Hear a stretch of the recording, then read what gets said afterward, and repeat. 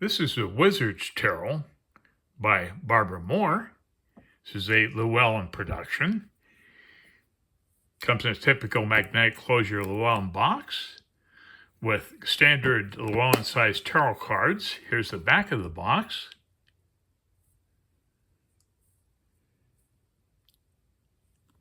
And the guidebook is pretty decent. It typical Llewellyn fashion. It covers every single card. Every card has a full page color illustration, which is great. A lot of information on the cards. And Barbara Moore has done a good job with this book here. And it's quite thick. So very comprehensive. Cardstock, like I said, typical Llewellyn cardstock, if you know what I mean. Here's the back of the cards. Use of dragons in several cards on this deck here. Well, I'm going to do a quick flip through. Have our page, our Fool and our Magician.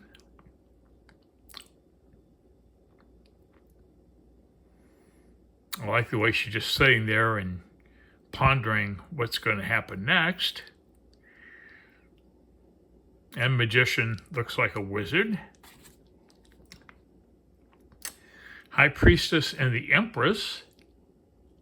Gorgeous cards. Definitely a 21st century deck here. Okay, we have the Emperor and the Hierophant. Hierophant's a professor. That's pretty cool.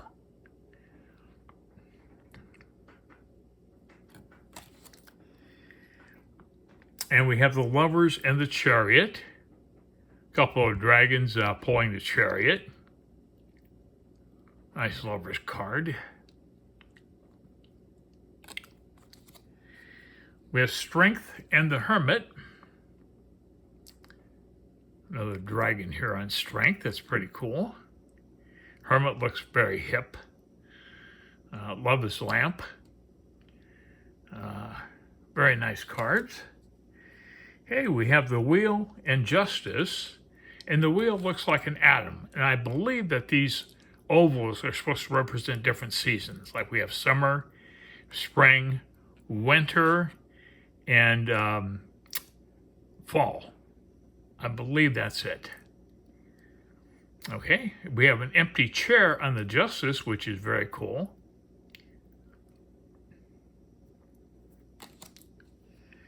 We have the Hanged Man and Death. Love this Death card. It's he's inviting her to cross over. And she's taking him up on the offer, I believe. She's going to transition into spirit. Very dynamic. Here we have Temperance and the Devil. It's one of the least intimidating devils I've ever seen. Really nice artwork throughout this deck. Have the Tower and the Star.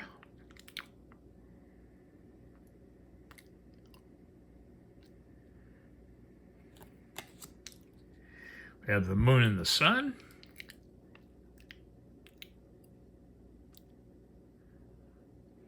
Look at that big crayfish or whatever it is. I don't think that's a lobster. Yeah, beautiful Sun card. And Judgment in the World. Here we have an owl in lieu of an angel. Pretty neat. And beautiful World card. Okay, moving on to Wands, our Ace and our 2.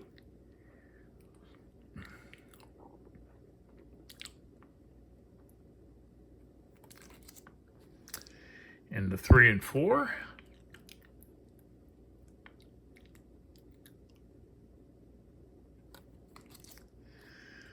The 5 and 6.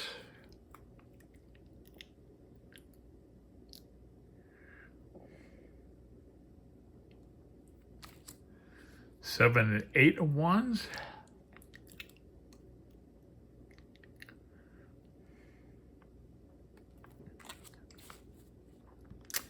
And the 9 and 10.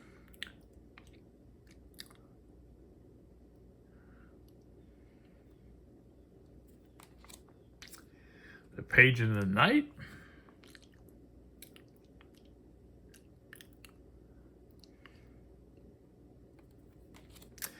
And the queen and king of wands.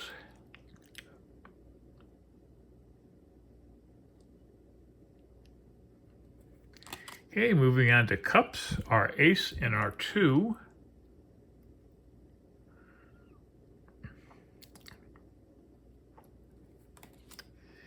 The 3 and 4.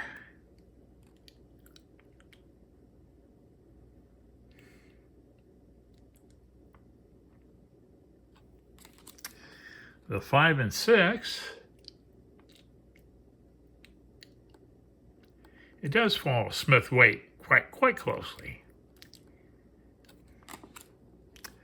The 7 and 8 of cups.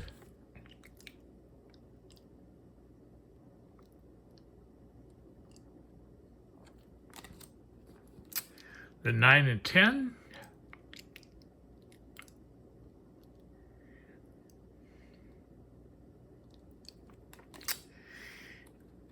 And the page and the knight.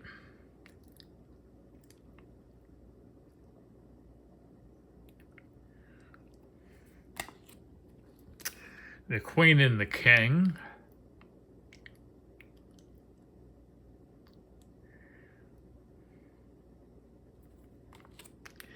Okay, moving on to pentacles, our ace and our 2.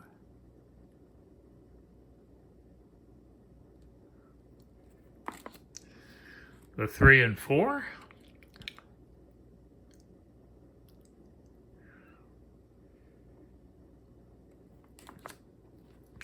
The 5 and 6.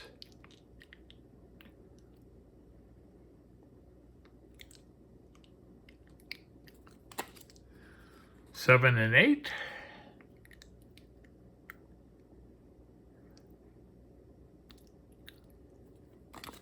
The 9 and 10 of pentacles.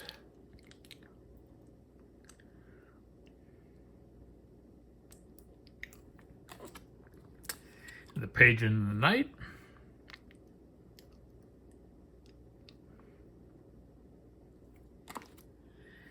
The queen and the king.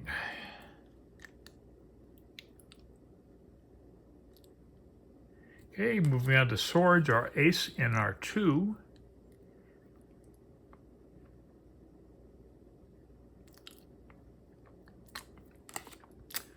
The 3 and 4.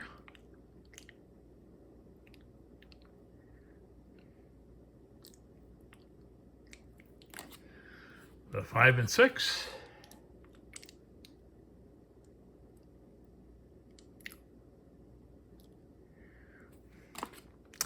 The 7 and 8.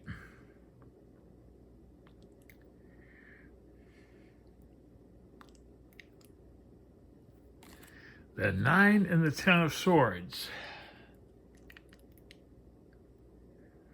She's sleeping on the swords now.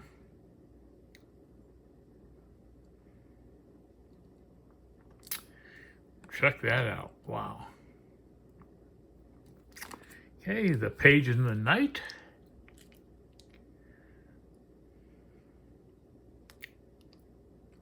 And wrapping it up is the queen, the king of swords.